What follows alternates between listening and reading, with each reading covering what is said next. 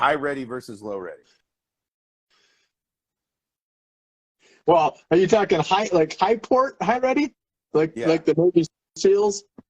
Yeah, like high port as a ready position versus, you see a lot of guys, in the social media world with CQB, the guns are up and things like that. Oh, and yeah, I need to ask you about this too. Yeah. So, well, for one, I don't care. Like high port, low ready, high ready. If you're beating me in drills, I'm not going to say you're doing it wrong, right? I mean, I don't think there's a wrong way to do it, because like when it comes to CQB and high port, low ready, I mean, there's pros and cons to both. Like being able to fucking butt stroke someone not being able to grab your fucking muzzle, whatever. You can what up that shit all day long. If you're fast and you're on target, I don't care how you're holding the gun. But I think the biggest one for high port, if you're asking, how many people do I see, like SWAT teams and agencies and military guys that are doing high port, like for CQB, but then when you bring them to the flat range and you're actually shooting on targets, where are they coming from? Like they're usually coming from low ready. Like they're not sitting there on the range like this at high port. So if you're practicing on the range from low ready coming up, but then you're doing CQB from high port, you're doing something totally different than what you're used to. Yeah, I think there's plenty of guys. It comes from like where you were trained at or whatever. Can you be? I would think if the gun is in my shoulder and it's angled at 45 degrees, I'm already connected to the gun, right? It's not obstructing my vision at all. Leveling the gun, picking up the sight and shooting at any target is going to be faster than if I'm not connected to the gun and I have to connect to it and then pick up the sight. That's what I was going to bring up. So you're talking like high port with buttstock not on shoulder.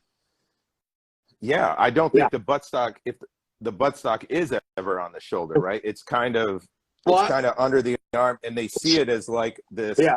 Well, talk about some fucking bullshit and a waste of time, but it looks sexy on social media. That it's unbelievable. Like when I didn't know that was a thing until like some students were doing it, and I'm like, why are you taking the buttstock from here and snapping up on your shoulder and then shooting? And they're like, well, that's how so-and-so does it, And then if you watch videos, like it looks sexy as hell. Like to snap that buttstock from your underneath your arm up to your shoulder and make the shot. It looks cool.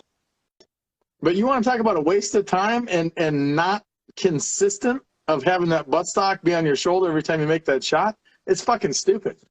That should be my next video. So I think for some, they look at the high port as it's somehow safer, right? You're not flagging people. How are you flagging someone when you're at low ready, in a stack? Well, that's always been my question, right? It's for years, from my view of CQB and how I was trained at it, when I come through the breach, doesn't matter what man I am, and I connect to that rifle, I'm not disconnecting from that rifle just randomly throughout the clearance.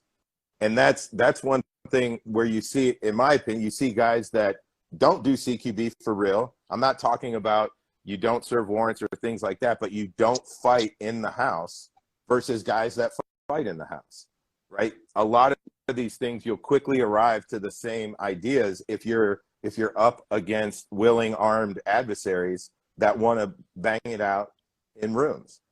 Then the gun is not, if you want to put effective rounds on target, you're not going to go through going room to room with the buttstock up over your shoulder.